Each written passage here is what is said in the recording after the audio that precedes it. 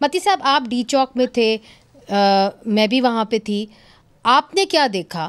اور جو یہ بات کر رہے ہیں کہ جی کچھ ایسے لوگ تھے, گھس بیٹھیا تھے, جنہوں نے ویپنز جو ہیں وہ پکڑے ہوئے تھے, آپ نے کسی کو دیکھا کسی مظاہرین کے ہاتھوں میں ویپنز ہوں, یا آپ نے جو ہے وہ گولیاں کہاں سے آتے ہوئے دیکھیں؟ یہ کہہ رہے ہیں کہ جی سنائپرز بیٹھے ہوئے تھے.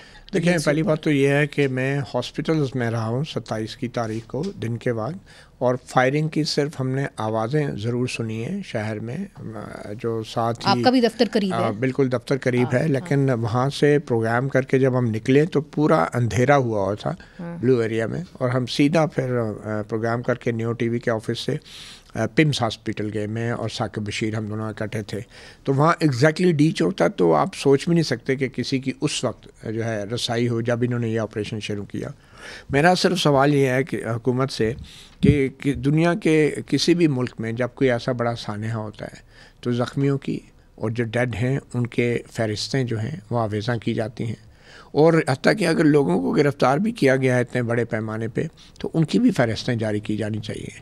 اب لوگوں کو وہ گرفتار کر کے ان کے خاندان والوں کو سارے اسلام آباد کے تھانوں کی بھاگ دوڑ میں لگا دیا گیا کدھر گیا ہمارا اور بندہ, جو ڈیڈ باڈیز جو ہیں لوگوں کو پتہ ہی نہیں ہے کہ جو ان کے چاہنے والے آئے تھے وہ زندہ ہیں, وہ کسی مردہ خانے میں یا کسی تھانے میں.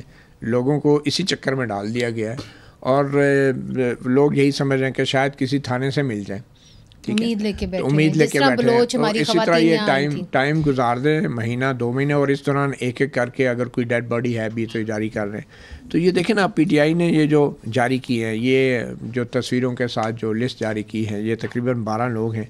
حکومت کو چاہیے کہ اس ایک ایک تصویر کے اوپر انگلی رکھ کے وہ بتائیں کہ یہ بندہ زخمی ہے, فلاں اسپتال میں ہے, یہ بندہ جو ہے ٹھیک ہے, فلاں تھانے میں ہے. آپ کا کیا اندازہ ہے کتنے لوگ مارے گئے تھے؟